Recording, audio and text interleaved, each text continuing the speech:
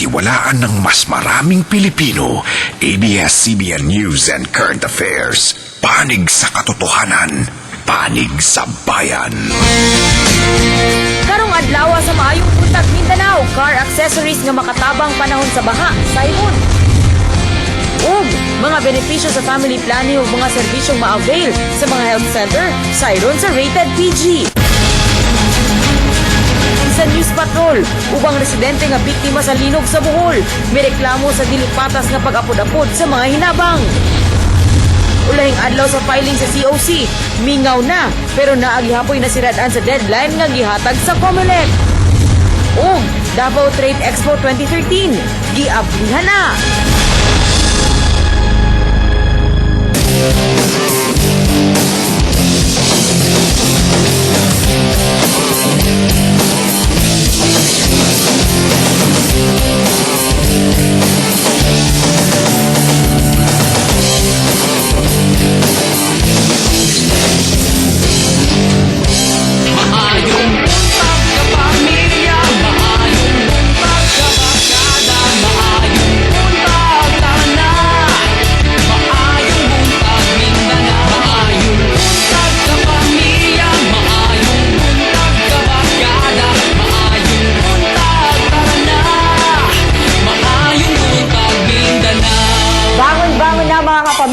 Friday morning, ugdugan natin sugato ng atong adlaw gusaka.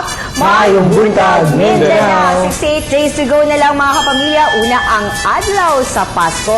Sigurado ko nga ang uban sa atoan nag-start na. O palit-palit og mga regalo para dili kayo madakuan sa budget pag abot na pag December na. Usually, yun yung mga 68 days pero kagahapon ang deadline sa filing. Correct. The Certificate of Candidacy sa budagan sa barangay elections. Pero sa deadline nga gihatag sa COMELEC, doon naghihapoy usa nga wala gyud nakaapa. So wa gyud tugti sa Correct. So COMELEC. speaking of barangay elections, kaganing alas 12 sab nagsugod na ang campaign period, no? Kaganing alas 12 pero sa pagsubay nato kagabi Michelle Francis, wala pa alas 12. Nanay na milit sa ilang mga posters. Excited lang. Excited kaayo. So atong gisuroy kagabi nanaod na gyud lay ubang barangay nga murag tibuok man nasa gawas. Kani lang daw, Jo. Sa atong nakita, ikaw nagsuroy magigakaganiha.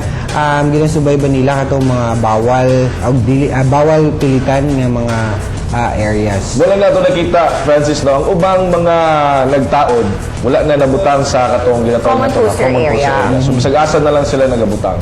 Ayan. Paimang nila sa COMELEC mga pamilya, bawal ang magpapilit, hilabi na sa mga kahoy, no? Sa mga punuan sa kahoy. And naapoy mga designated lang ng mga common poster areas na dapat dito lang magpapilit. Bawal sa magpapilit sa barangay hall. Okay? Siyempre, no? And sa mga eskwelahan. Pero syempre sa atong mga residente sab, dapat abangay ta sa pagbantay. Ilabi na karon nga nagsugod na ang kampanya para sa barangay election. Kung doon na mo'y namatikdan mga kapamilya nga nag-violate o sa tanaw ninyo nag-violate no, sa kaning ginatawag nato nga tama nga pagbutang sa mga campaign materials, pwede ninyong kuhaan o picture ang mga campaign materials sa mga kandidato o i-post ninyo kini sa official Facebook page sa Maayong Buntag Mindanao o kaya pwede direkta na i-report sa COMELEC na website. Sa lain-bayin mga kapamilya, no, padayon gihapon ang ginahimo nga relief operations dinha sa Visayas o labi na sa Bohol and Cebu katong mga labihang naapektuhan sa linog. Dunga ni Inin maghatag sab og calamity loans gikan sa SSS ug Pag-ibig. Hanap na sabang emergency funds sa Department of Labor and Employment Condole para sa mga apektado sa linog. Sumala kang Labor Secretary Rosalinda Baldos ang 12 million nga pondo para sa employment ug livelihood program sa ehensya sa mga trabahante sa ilahang kampanyang kasamtangang nanirado human ang magnitude 7.2 nga linog nga maigo sa naigo sa lain-laing parte sa Visayas ug Mindanao Visayas ug Mindanao na itong Martes sa buntahan. Nagpahigayon sab og occupational safety ug health inspection sa mga pabrika ug kumpanya sa Central Visayas para mahibawan kung kanusa sila makabalik sa operasyon. O gani sa atong ulahing monitoring sa NDRMC, doon ay 161 na mga kapamilya ang ihap sa nangamatay diya sa Visayas ug Mindanao. Pinakadaghan diya sa Baybukol. Pero kani isa rin sa mga ginaatangan gyud no sa mga media kining ginatawag nato nga Freedom of Information kun FOI bill na posibleng next year pa ginihimpit nga mapatuman. Makamisyon na sumala sa kanyang Senate President Franklin Drilon.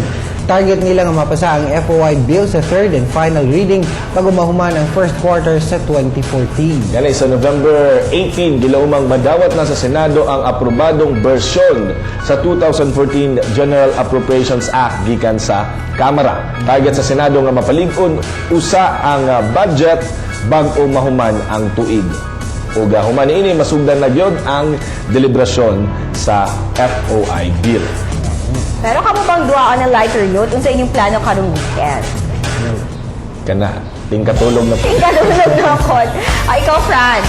Siyempre, daghan pang trabaho na pati ginapas ng mga trabaho. Siyempre, barangay patrol pa, ugma. Yes, tama din na. Siyete. And pero tanong si Claude, unsa ba yung mga plano niya karong weekend? Claude, na ba kayo plano nga mag-out of town? Good morning sa inyo. Pamper day self ka? Unsa daw? Pamper day. Pamper day. Relax pag may time. Kamusta Correct. yung plano karong weekend? Kami, ako, mag-school ko tomorrow. Naka-program sa morning, then school sa hapon. And si Francis. Ako trabaho, Claude. Si Danjo. Ako, Matulog. mag-exercise day. Magtuog sa mot. And speak of exercise, dapat ang mga kapamilya nga nagtanong MBM karon exercise na, tindog-tindog na kay it's a wonderful Friday morning. Siyempre, ni sidlak na gyud si Haring Adlaw din sa Davao City. Pero kani I'm sure nagtapo ka itong mga kapamilya sa hapag kainan nila, nagkakaon og pamahaw. And speaking of pamilya, no, unsa-unsa ba ang mga available nga mga serbisyo mahitungod sa family planning sa mga health centers nato kanatong Cyrus sa Rated PG? Unang anak ni Jocelyn Rodriguez, ang 7 months old nga si Neil Justin. Sa kapait sa panahon karon, mas gipili ni Nanay Jocelyn nga dili usa sundan si baby ug nagdesisyon nga sa saktong pangidaron na ni Justin siya magbuntis pag-usab. Busa nagagamit siya og pills aron dili siya mabuntis. Para dili dayon masundan aron maatiman nako siya kay lisod naman gud og masundan dayon nga luoy kay siya dili siya matagad kay syempre og mga anak na pugka na pong isa nya lisod na kayo lisod bisa kong bana nya akong bana gatrabaho mo na nakadesisyon ko nga mag-pills ko. Sa ulahing survey sa National Statistics Office, usa lang si Mami Jocelyn sa 48.9% ka mga babaeng minyo nga naga-apply og family planning. Sa karon, dali na lang ang pagkuha o pag-avail sa mga services sa method sa family planning kay available na kini pirmi sa mga health centers sa mga barangay. Sama na lang dinhi sa Barangay Matina Crossing Health Center nga libreng nagahatag og pills, condoms ug injectable contraceptive nga Depo-Provera nga gina-inject every 3 months. Halos kaming tanan sa City Health Office of Davao are trained to do the family planning method, no?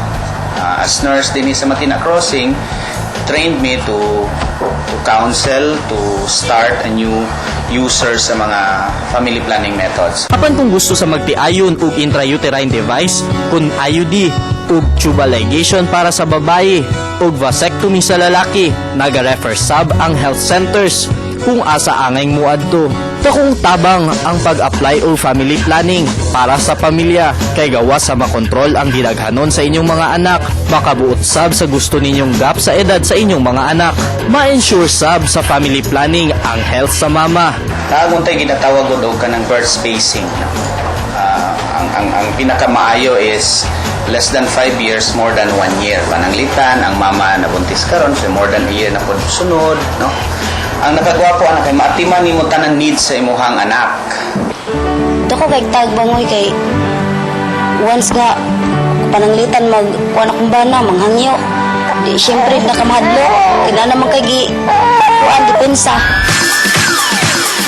Ang family planning, usa sa mga kampanya sa atong gobyerno, dili lang aron makontrol ang atong populasyon, apan aron tabangan sab ang matag pamilyang Pilipino nga malikayan ang kalisod.